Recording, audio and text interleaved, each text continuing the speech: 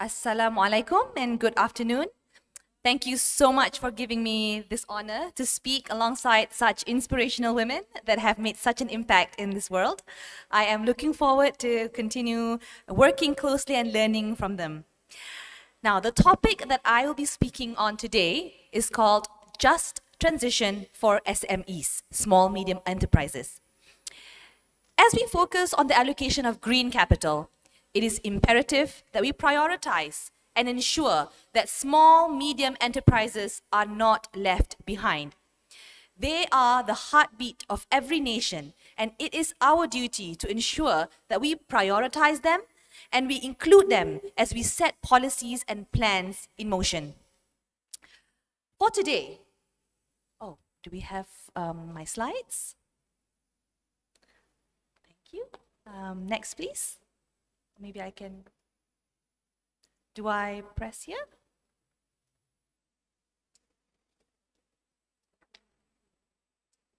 All right.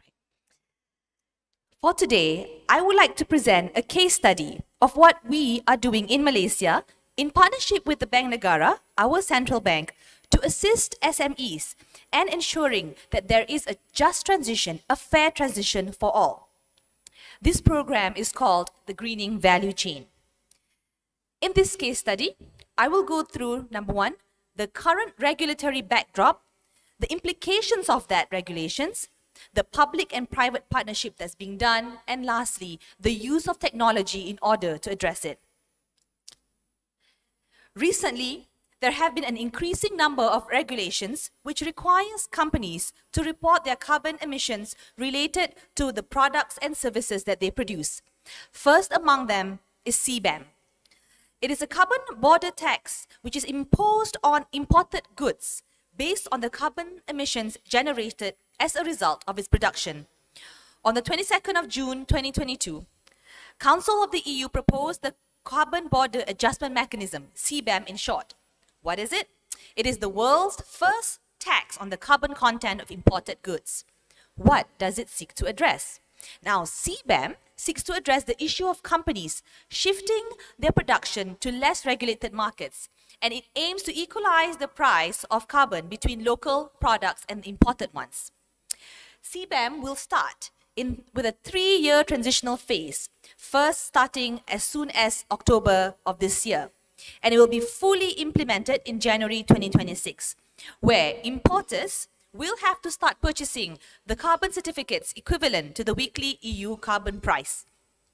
So as you see here, Malaysia or in this region, we will be hit during wave 2. A lot of the products that we export to the EU will be taxed if we do not start accurately reporting our carbon emissions.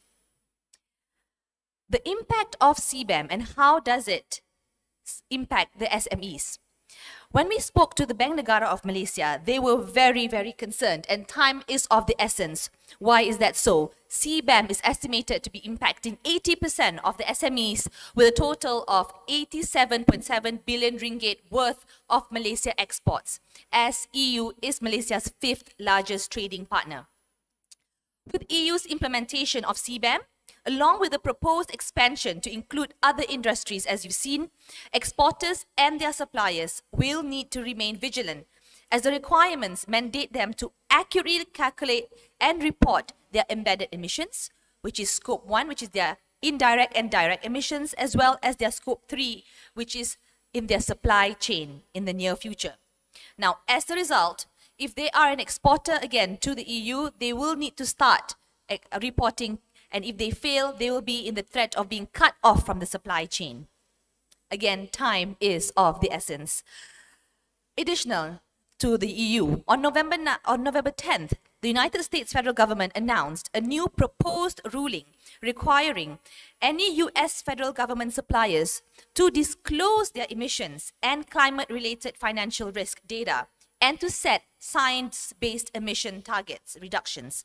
Now, this will come into effect next month.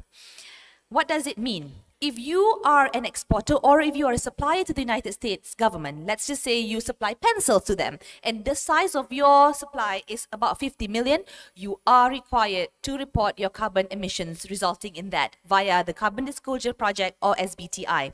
To put it another in context, the size of the US federal government spend annually is about 600 billion US dollars. So 50 million is just a drop in the bucket, 0.01%. In order to prepare our companies and their suppliers, the Greening Value Chain program was born. At COP27 this year, during its Finance Day in Egypt, Bank Negara Malaysia launched the Greening Value Chain program. The goal of this program is to assist Malaysian SMEs in implementing impactful long-term change to green their operations.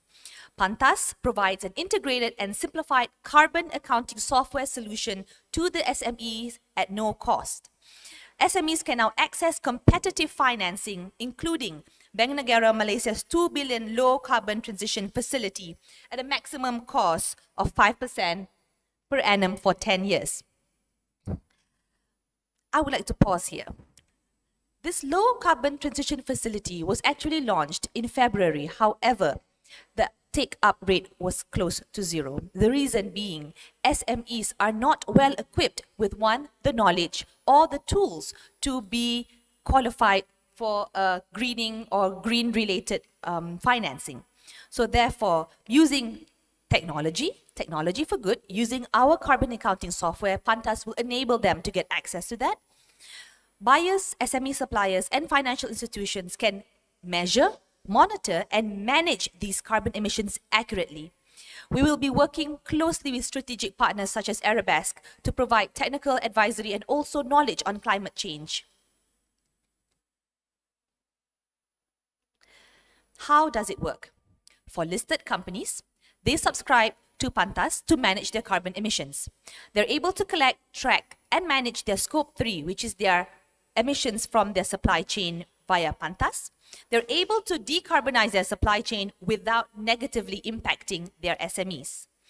For the SME suppliers, they now will be able to calculate, manage, and disclose their GHG emissions via the software at no cost. They will then also be able to receive better payment terms from their buyers or cheaper financing from the banks. They will be benefiting from the Bank Negara's low carbon transition facility that I had also mentioned earlier, on top of getting technical training and advice. For the banks, they'll be able to provide green receivables and financing or working capital backed by relevant sustainability data and monitoring via the software. They will be able to take advantage of the backing and guarantee from Bank Negara Malaysia's low carbon transition facility. This is how it works. Again, this is a case study of what we are doing to address this. We're going to a top-down approach whereby there is a carrot and a stick. The top-down approach will be our client, Husan, would request their suppliers to start calculating and using PANTAS to calculate their carbon emissions. Doing so would not only address the regulations that CBAM has put into effect, but also they'll also continue to be their preferred supplier, and they'll have access for free to the carbon accounting software. They'll also be given technical advice and training on climate change, and lastly, the carrot would be the access to the low-cost financing. We're also currently working with a bank in Thailand who's ready to replicate this program in their country, and I'm very confident that we'll be able to find a partner here in Indonesia to do the same. We are committed to ensuring that there is a just transition for all in order to achieve a sustainable green economy. Thank you very much.